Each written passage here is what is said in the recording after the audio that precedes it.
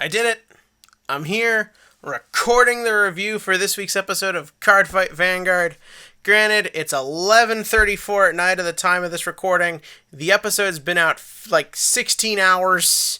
I'm incredibly tired because today we had my shop challenge at my locals, and even though it was supposed to start at 1, we didn't start till like 3:30 because why would you ever expect anyone to show up on time?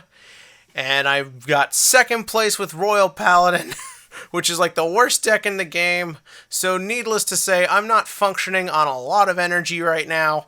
Having said that, I probably won't even have this video up till Sunday morning. But having said that, if there was one thing that could keep me awake to be able to have the energy to watch and review this episode of Vanguard, it's, well, A, it's mostly Misaki, B, it was good, but also that Asuka booty scene. You know the one I'm talking about. You know the one that might get this video flagged.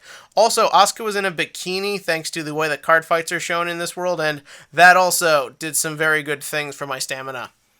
This is getting weird. Let's talk about the episode. So this week was Miwa-centric, which I'm happy about, because I actually really like Miwa. I thought he was a lot of fun in the original series, really good at chewing scenery without I ever felt like really bringing a scene down, in the same way characters like Kamui or Morikawa or even Ren as the series progressed went. But then he just kind of got shafted for the most part, and we were tricked into thinking he was going to be a main character in Season 4, but was some of the worst cannon fodder maybe in anime history.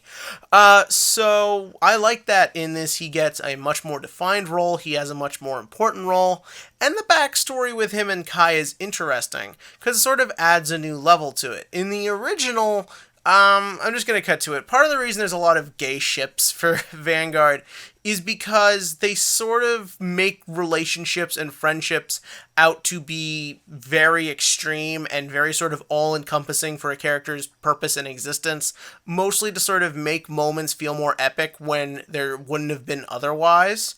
So this actually, I think, does a good job of kind of doing that without making it feel either ridiculous or just a little obnoxious, because you have this past where Miwa, in a weird way, kind of felt very like it stuck with him. The idea of the best friend who just left without a trace. Maybe it's a little over the top, he runs out of class or whatever, but it's a neat idea, especially because I assume Kai has maybe a bit of a darker backstory in this.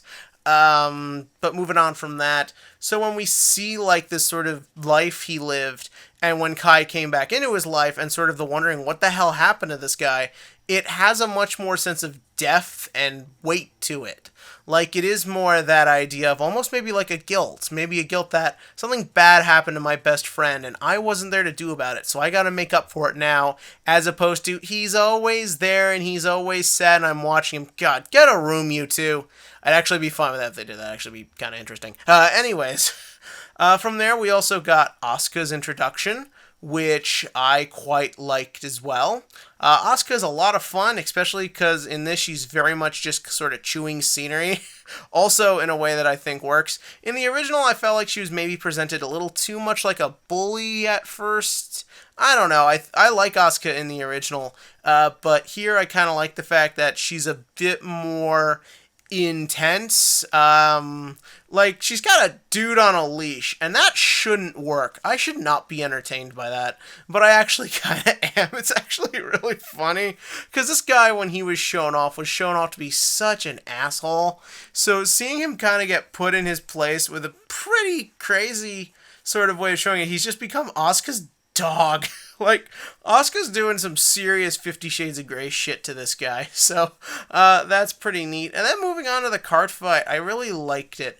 Pale Moon is one of those decks that kind of annoys me, because it just feels like a very overextendy sort of sacky deck. Like, it just keeps going, and some of the loops that the deck has had over the years kind of makes it annoying, and it's interesting to sort of see how that's represented here in a fight, to which case Miwa is using a subpar Nova Grappler build.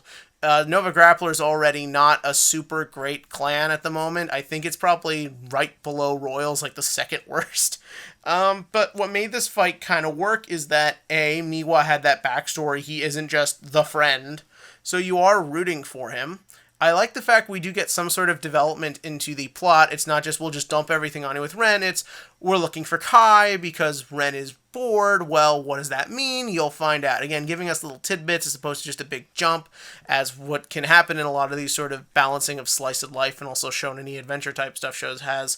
But also and I like the fact that Miwa's combos were going to work. Like, he would have won if it wasn't for the front trigger, which is kind of what playing Vanguard always seems to amount to. There's a reason I came second today. Anyways, no, but it's great because it makes the situation kind of feel all that more stinging when it's like, yeah, you're outmatched, but you were going to pull through. You had that option. Just as he wants to believe he can pull through with Kai. So, and the thing is, when he loses, it sort of makes it feel like things are working against him. And the fact that Asuka wasn't that much stronger than him, that she could have lost if not for a trigger, it also sort of, I think, makes the power levels feel a little bit more realistic, if that makes any sense. But no, it was neat. I really liked it. I liked the fact that we sort of were in a side character's head, and he got kind of a focus you wouldn't really see, as obviously Miwa was not an overly marketable character or anything like that. So I quite like that, honestly. It really did work, and it really was just a fun, little, weird, screwed up 25 minutes. But what did you think? In the comment section below, give me your thoughts on this episode.